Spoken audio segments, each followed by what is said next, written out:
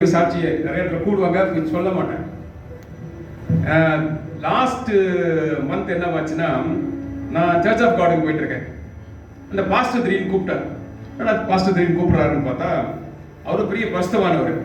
அவர் வந்து நாங்கள் ஒரு பிஸ்னஸ் ஃபெலோஷிப் வச்சுருக்கோம், அதில் ஒரு 352 மெம்பர்ஸ் இருக்காங்க, ஒரு 1000 மெம்பர்ஸ் வருவாங்க, அதுக்கு நீங்கள் வந்து சாட்சி கொடுக்கணும் அப்படின்றாங்க. நான் கொஞ்சம் தயங்கினேன், என்னடா அது நம்மளை போய் பேச விட்டாரு திடீர்னு. அப்போ அவர் சொன்னார், தயங்காதீங்க, நான் கடவுளுடைய லீடிங் இல்லாமல் நான் வந்து சொல்ல மாட்டேன் அப்படின்ட்டார். சரின்னு வந்தேன். அன்றைக்கி நான் சென்னை போக வேண்டியிருந்துச்சு. வந்து சாட்சி வந்து எனக்கு ஒரு 50 கோடி லோன் இருந்துச்சு, கையில் 1000 ரூபா கூட இல்லை. அற்புதமாக அந்த 50 கோடி லோனை கடவுள் கிரியை செய்து கட்ட வச்சார். நம்ம தேவன் வந்து உயிருள்ள தேவன். மற்றவங்களை மாதிரி ஒரு பிரசங்கம் ஒரு சொல்லிக்கிட்டு செய்யாத இருக்கிற தேவன் இல்லை. அவர் அன்றும் உயிரோடு இருந்து மக்களுக்கு அற்புதங்கள் செய்தார், இன்றும் செய்கிறார். அதான் டிஃபரன்ஸ். என்றும் ஜீவிக்கிற தேவன். அவருக்கு ஆதியும் கிடையாது, அந்தமும் கிடையாது. அன்னைக்கு செஞ்ச, அவர் பூமியில் இருக்கும்போது செஞ்ச அதே அதிசயம் கூட மேல அதிசயம் செய்கிறார். இதை பத்தி நான் சொல்லிட்டு முடிச்சுட்டு சென்னை போயிட்டு அப்புறம் பாஸ்டர் கூப்பிட்டார், வாங்க அப்படின்னு. நான் திருப்பி பாஸ்டர் கூப்பிடுறாருன்னு போனேன். அப்போ சொன்னார், கிட்டத்தட்ட 800-1000 பேர் வந்தாங்க. அதில் பலர் உங்க சாட்சியை கேட்டு ரொம்ப விசுவாச நம்பிக்கை வந்து பலர் பிஸ்னஸ் பீப்புள் வந்து ரொம்ப சஃபரிங்ல இருக்காங்க. இந்த சாட்சி அவங்களுக்கு ரொம்ப நல்லதா இருந்துச்சு. நான் சாட்சி சொல்ல கூப்பிட்டது உங்களை உயர்த்த கிடையாது, சாட்சி சொல்றது தேவனை மகிமைப்படுத்த. அப்போ அவர் சொன்னாரு, நீங்க வந்து மற்ற இடத்துலயும் சாட்சி கூறணும் அப்படின்னு. அது வரைக்கும் சாட்சி சொல்லாது இருந்தனால அப்படி நான் நினைச்சேன், சரி நமக்கு கடவுள் ஒரு அற்புதம் இல்லை, எத்தனையோ அற்புதம் செஞ்சிருக்கார், நம்ம இனிமேல் அதை மற்றவங்களுக்கும் சொல்ல ஆரம்பிப்போம்னு சொல்லிட்டு தான். அப்புறம் வைட் சொல்லிட்டார், முதல்ல கோல்டன் கீழே சொல்லுங்க. அப்புறம் பாஸ்டர் எப்படி சாமி சொன்னேன். நான் சரி, அப்போ நானும் ஒரு சாட்சி இந்த இடத்துல போடுறேன். இந்த சாட்சி தான் முதல் எங்கள் வாழ்க்கையில் நடந்த சாட்சி, என் ஃபேமிலிக்கு நடந்த சாட்சி.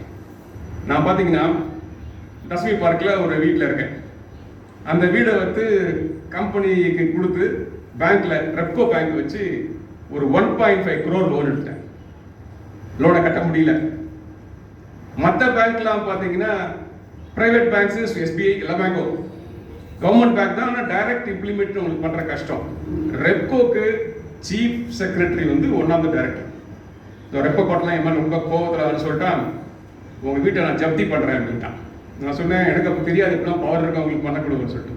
உடனே என்ன பண்ணிட்டாங்கன்னா, அவங்க கலெக்டர்கிட்ட போய் சொல்லி வீட்டை ஜப்தி பண்ணுறதுக்கு ஆர்டர் வாங்கிட்டான். எனக்கு அந்த டைமில் ஒரு பைசா பணம் கிடையாது. அப்போ அந்த கலெக்டர் என்னை கூப்பிட்றாரு, வா சொல்லிட்டு. சரின்னு கலெக்டர் மீட்டிங்கு போய் உட்காந்தேன். ஒரு நாயை கூட இந்த மாதிரி இல்ட்ரீட் பண்ண கூட என்னை இல்ட்ரீட் பண்ணுறாரு. இந்த பணத்தை டைவர்ட் பண்ணிட்டியா, பணத்தை என்ன பண்ண, அது இதுன்னு சொல்கிறார். நான் பார்த்துட்டு இருக்கேன். அப்போ சொல்கிறாரு, இப்போ நான் சொன்னேன், சார் நான் இந்த பிஸ்னஸ் பண்ணி கிட்டத்தட்ட 150 கோடி இந்த கவர்மெண்ட்டுக்கு நான் வந்து ஃபீஸும் அதுவும் ரெஜிஸ்ட்ரேஷனில் கட்டியிருக்கேன், நான் திருப்பி கட்டிடுவேன், எனக்கு டைம் கொடுங்க. ஒன்றும் முடியாது. நான் சொன்னேன், எனக்கு 3 பொண்ணுங்க, எல்லாம் கஷ்டப்படுவாங்க அப்படின்னு சொல்கிறேன். அப்படி சொன்னேன். கடைசியில், சார் உங்களை மாதிரி எங்கள் அப்பாவும் கலெக்டராக இருந்தவர், ஒரு கார்பரேஷன் கமிஷனராக இருந்தாங்க, திருச்சியில் கலெக்டராக இருந்தாங்க, ஒரு நேர்மையான அதிகாரி, அதனாலையாவது எனக்கு கிருபை செய்யுங்க. ஒன்றும் பண்ண முடியாது, உனக்கு ஒரே ஒரு வீக் டைம், உன்னை பற்றி எல்லாம் தெரியும், அதுக்குள்ள மற்றவங்களாம் சொல்கிறாங்க, இப்போ சிங்கப்பூர் ஆஃபீஸ் வச்சிருந்தா, அங்கே ஆஃபீஸ் வச்சிருந்தா, பணத்தை டிவைட் பண்ணிட்டான் சார் அப்படின்னா.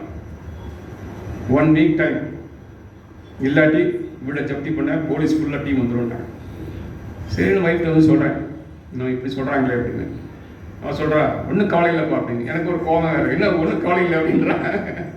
நீங்கள் நம்ம 1 வீக் ஜபம் பண்ணுவோம், உபவாசம் இருப்போம், கடவுள் நம்மளை உயர்த்துவார், கர்த்தர் நம்மளை உயர்த்துவார், இந்த கோயம்புத்தூர் பட்டணத்திலே உயர்த்துவார் அப்படின்றாங்க. நான் சொன்னேன், இங்கே பாருங்க, இந்த வீடு மாத்திரம் போச்சுன்னா நான் கோயம்புத்தூர் இருக்க மாட்டேன், நான் கிளம்பி மதுரைக்கு போயிடுவேன், அப்பா வீடு பெருசு இருக்கா, ஏதாவது வேலை செஞ்சு பொழைச்சிக்கலாம் அப்படின்னு. சரிட்டு ஒரு நல்ல விசுவாசத்தில் இருக்கோம் தான், ஜெபம் இருக்கோம் 1 வீக். அந்த சொன்ன நாள் வந்து 26ஆம் தேதி, அந்த கலெக்டர் பேர் ஹரிகரன். சரி 26ஆம் தேதி வரைக்கும் ஜெபம் பண்ணிட்டோம். 26ஆம் தேதி காலையில் வந்து 6:30 எழுந்துட்டேன். எனக்கு ஒரு சின்ன பயமும் உள்ள, ஐயோ கதை திறந்தா போலீஸ்காரன் இருக்க போறான், நம்மளை வீட்டையே தூக்கி வெளியே எரிஞ்சிட்டாலும் எல்லா பொருளையும் அப்படி. சரி அப்படியே நைஸ் ஆட்டி பார்க்குறேன், யாரும் இல்லை. ஓஹோ, அப்போ வந்து ஏதாவது பெரிய நோட்டீஸ் ஒட்டிட்டு போயிருப்பான். நோட்டீஸ் இருக்கான்னு போய் பார்க்குறேன், ஒரு நோட்டீஸும் காணும், ஒன்றும் காணும். பேப்பர் மாத்திரம் இண்டு பேப்பர் கிடக்குது. இண்டு பேப்பர் எடுத்து படிக்கிறேன். Glory to the God. அதில் வந்து அந்த கலெக்டர் ஹரிகரன் டிரான்ஸ்லேட்டர் இருந்திருக்காரு. கடவுள் எந்த கஷ்டத்தையும் மாற்ற வல்லவராக இருக்கிறார். சரி வந்துச்சு. வந்த உடனே எனக்கு ஒரே சந்தோஷம். சரி நம்ம பைபிள் சொல்லி பரவாயில்ல, கடவுள் நமக்கு கிரியேட் பண்ணிட்டார். அதுக்கப்புறம் வந்து கலெக்டர், புது கலெக்டர் ராஜாமணின்னு ஒருத்தர் வரார். அவர் 3 மாதம் கழிச்சு தான் திருப்பி கூப்பிட்றாங்க. திருப்பியும் வந்து ஃபுல்லாக உபவாசம் இருந்துட்டு போய் பேசுவோம் சொல்லிட்டு அவரு போட உடனே நான் உபவாசம் பண்ணி சாப்பிடாம தான் போகிறேன். பார்த்தாரு, என்ன பார்த்துட்டு உட்காருங்க சார்ன்றார். அந்த பழைய கலெக்டர் நிற்க வச்சு நாயோட கேவலமான திட்டுறான்.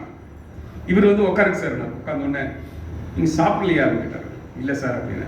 ஒரு டீ வாங்கிட்டு வா அப்படின்னா அந்த டப்பேதார அவன் பார்த்து முறைக்கிறான். என்ன ஒன்று சார் வடையும் வேணுமான்னு கேட்குறான். என்ன வடை வேணும் சார் அப்படின்னு. சரி வடையும் வாங்கிட்டு வா அப்படின்றார். ரெண்டையும் வடை டீ எல்லாம் குடிச்சிட்டு கொஞ்சம் தேவைப்பாடு. என்ன சார் இந்த ஒரு கொஞ்சமாக கட்டுறீங்களான்னு கேட்குறாரு.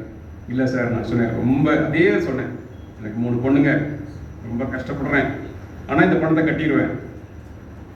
எங்கள் அப்பா கட்டுறா இருந்தார், எல்லாம் கட்டணும்னா அவர் அப்படியா சரி ஒரு கொஞ்சமாவது கட்ட முடியுமா கேட்டார். சார் 50 ரூபாய்க்கு இருக்கு. சரி சொல்லிட்டு அவர் சொல்லிட்டார்.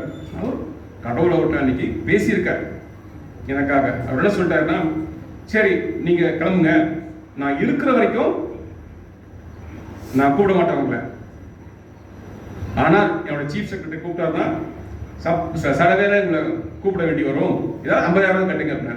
சரி சார் சொல்லணும். அப்புறம் அவரெல்லாம் ஓடி வரானுங்க, பிஹெச்சி கிஹெச்சிலாம் ஓடி வந்து, சாரி ஒரு போய் சொல்கிறாங்க சார் அப்படின்னா. சார் சுமாரியா சார் அந்த ஃபைலு தூக்கிறியா அப்படின்ட்டாரு. அப்புறம் கடவுள் கிருபையில் அந்த அதுலேருந்து ஒரு 3-4 வருஷம் கழிச்சு தான் நான் வந்து அந்த பணத்தை கட்டினேன். கட்டிட்டு கலெக்டர் ஆஃபீஸ் போய் பார்த்தா ஆக்சுவலாக அந்த ஃபைலே காணும். அந்த மாதிரி கர்த்தர் பணம் வர்ற வரைக்கும் என் வீட்டுக்கு ஒரு தீமையும் வர விடலை. நம்ம தேவன் இயேசு கிறிஸ்து வந்து ஜீவிக்கிற தேவன். நம்ம அவர் நம்பும் பொழுது எதையும் செய்வார். நான் படிச்சுக்கிட்டது என்னன்னா, நம்ம வந்து எப்படியும் டெய்லி பாவம் செய்வோம், சின்ன சின்ன பாவம், 10 கற்பட்டவங்க என்னைக்கும் மீறவே கூடாது. ஸோ நம்ம டெய்லி அவரோட ரத்தத்தால் கழுவப்பட்டு பாவம் மன்னிப்பு எடுக்கணும். அதிசயம் வரணும்னா இதெல்லாம் நம்ம செய்யணும். 2வது தேவ சித்தத்துக்கு நம்ம ஒப்பு கொடுத்து நடக்கணும். 3வது அவர் மேல் ஃபுல் விசுவாசம், நம்பிக்கை இருக்கணும். நம்முடைய தேவைகளை கண்டினியூஸா கடவுள் நம்ம அப்பா தான், வேற யாருமே இல்லை. ஒரு சின்ன குழந்தை ஒரு மிட்டாய் வேணும்னா அப்பாட்ட என்னென்ன போராடி வாங்கிடும். அந்த மாதிரி நம்ம போராட ஓடம்ல என்ன ஜெபம் தான், ஒரு காலில் விடுறதுதான். எல்லாம் சொல்லுவாங்க யாக்கோபு தேவனோட போராடி வென்றுட்டான்னு. எப்படி வென்றான்? சண்டை போட்டா? இல்ல இல்ல, ஜெபம் செய்து அவர் காலில் விழுந்து கண்டினியூஸா கதறி அதான் அவர் வாங்கினார். அதே விதத்தை நம்ம பெற்றுக்கொள்ளலாம். எனக்கு செய்த தேவன் உங்க அனைவருக்கும் செய்ய வல்லவல்லா இருக்கார். அதனால கண்டிப்பா ஒவ்வொருத்தருக்கும் என்ன ப்ராப்ளம் இருக்கோ அதெல்லாம் சால்வ் பண்ணுவார்.